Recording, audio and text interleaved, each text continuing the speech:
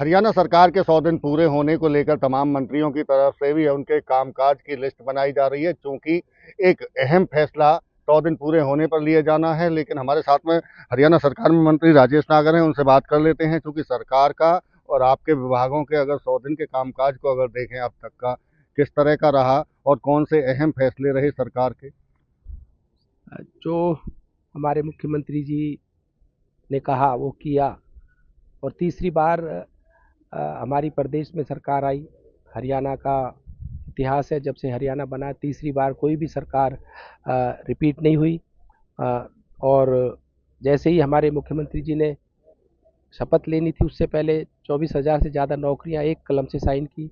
चाहे नए पटवारियों की ज्वाइनिंग की बात हो, चाहे और कई जो हमने अपने मैनिफेस्टो में घोषणाएं की थी, उनके ऊपर अभी से ही सभी अधिकारियों को निर्देश दे दिए गए हैं कि भाई जो भी हमारे घोषणा पत्र में हमने घोषणाएं की हैं उनको जल्दी पूरा किया जाए। उनको अभी से ही प्रोसेस में डाल के जल्दी से जल्दी उनकी जो भी मांग है, जिस तरह की प्रक्रिया पूरी की जाए। और रही बात हमारे विधानसभा की, हमारे फरीदाबाद की, पहले हमारे पहले विभाग की आपकी बात कर लेते हैं, क्योंकि विभाग के अधिकारियों की आपने मीटिंग की, जिलों में आप गए, अधिकारियों के साथ में एक्शन भी आपने कईयों के लिया। उसमें कौन कौन से ऐसे फैसले लिए जो आने वाले टाइम में मील का पत्थर साबित होंगे? देखो, हमने एक फैसला लिया है कि भाई सभी डिपो के बाहर सीसीटीवी कैमरे लगे। सभी डिपो के बाहर बोर्ड में हेल्पलाइन नंबर हो, उसके खुलने के समय, बंद करने का समय हो, जिससे जो उपभोक्ता है, हमारे कंज्यूमर है, उनको दिक्कत ना आए। और उसके बाद हमने कहा है कि ये जब राशन किसी को उपभोक्ता को मिल जाए, कंज्यूमर को मिल जाए, तो उसका ओटीपी उसके पास जाए, जिससे उसको ये वो पता लग जाए कि भी मेरा राशन मुझे मिला है कि नहीं मिला। कई बार राशन कोई और ले जाता है, तो उससे दिक्कत आती है कि भाई राशन उसको नहीं मिल पाया। और राशन कौन सा राशन उसको मिला वो भी ओटीपी में आए। अगर गेहूं मिला है तो गेहूं का आए, अगर तेल मिल रहा है तेल का आए, या और कोई भी सामान उसको अगर मिलता है तो उसका पूरा उसका विवरण उसको ओटीपी के साथ उसको मिले। लेकिन एक चीज़ बीच में, जो भ्रष्टाचार को लेकर कई जगह हमने देखा कि आप एक्शन करते हुए नजर भी आए, तो क्या भ्रष्टाचार मुक्त आपका विभाग रहे, इसको लेकर क्या कदम उठा रहे हैं? देखो, जहाँ जहाँ हमें शिकायतें मिली हैं, चाहे पलवल की बात करें, पलवल में हमें शिकायत मिली कि एक डिपो पे स्टॉक पूरा नहीं है और डिपो में सब जो गेहूं के साथ रेत मिला रखा है, तो हमने खुद जाकर वहाँ पर निरीक्षण किया और जो कार्रवाई बनती थी कार्रवाई कराई, एफआईआर भी कराई। डिपो की सप्लाई बंद करी, डिपो को सस्पेंड कर दिया गया।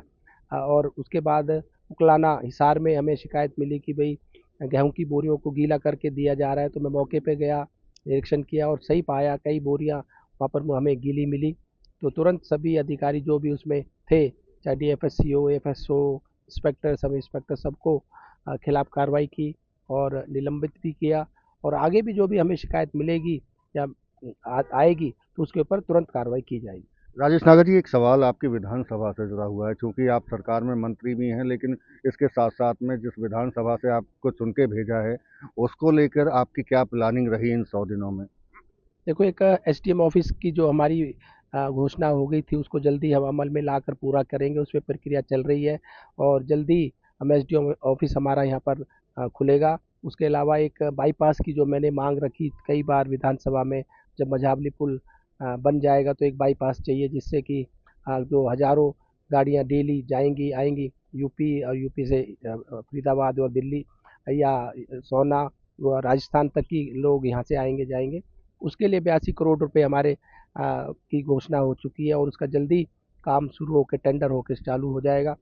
5 नए सब स्टेशन बिजली के लगाने के लिए भी हमने जो पहले मांग रखी थी उसको भी जल्दी प्रक्रिया में लाएंगे। उसके लिए जगह ढूंढी जा रही है, जैसी जगह मिल जाएगी 5 नए सब स्टेशन हम यहाँ पर जल्दी लगाएंगे। और जो हमारी सड़कें जो रह गई थी उन पे भी काम बहुत तेज़ी से चल रहा है। कुछ सड़कें का नया टेंडर होना है, उसके लिए एस्टीमेट बन गए हैं। और जो पुरानी सड़कें थी, 26 जनवरी तक हमारा काम पूरा हो जाएगा, क्योंकि बीच में ग्रेफा आ जाता है, बीच में कोविड आ गया, उससे पहले डीपीआर चेंज हुई, बाढ़ आ गई, तो कई कारण रहे जिससे ये काम थोड़ा डिले हुआ। पर अब तेजी से काम चल रहा है। जैसे ही ग्रेफा हट जाएगा तो मुझे उम्मीद है 26 जनवरी तक हम इस पुल को पूरा कर चुके हैं।